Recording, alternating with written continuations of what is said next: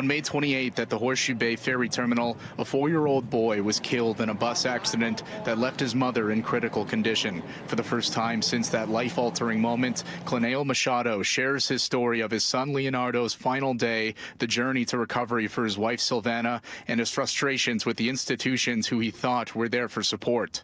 They already fail as institutions. As public institutions, they fail already. It's 47 days. Machado says he wants justice for Leonardo in the form of answers. As an architect and safety engineer, he says the preliminary investigation shouldn't take more than 2 weeks, but police told him to brace for something much longer. He basically was trying to convince me that the investigation could take a year and be inconclusive. He cites BC Families Compensation Act and says it's not addressing grief and emotional loss for his family. We need a closure for this tragedy.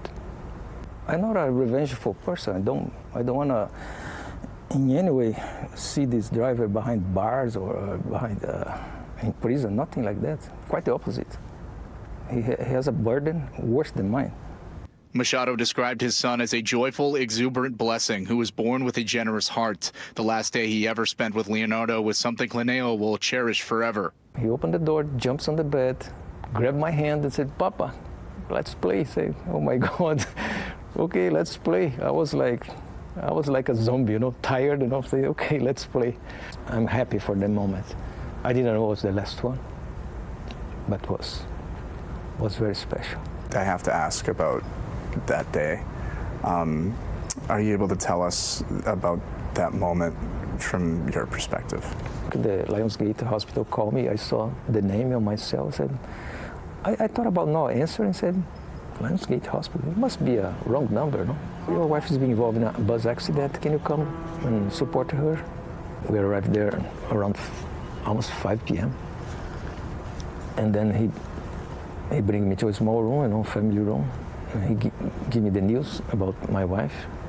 He said, "Sorry to tell you, but your son passed away in the accident." After learning about the death of his son, Clineu shifted his attention to his wife Silvana, sitting by her bedside for over 45 days. She remains heavily sedated due to her injuries and dozens of surgeries, but has days where she briefly regains consciousness.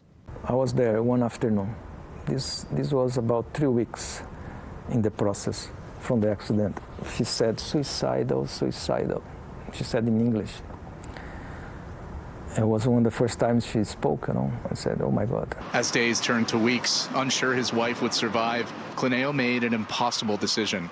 I told everybody, we're gonna lie until she's strong enough to take it, That's a decision I made, to protect her. Clineu says Silvana's condition is slowly improving, and she's expected to wake up in the next few weeks, and when she regains her strength. Tell her basically, honey, our son is too beautiful, and God decided to take him back. In Vancouver, Joe Sadowski, City News.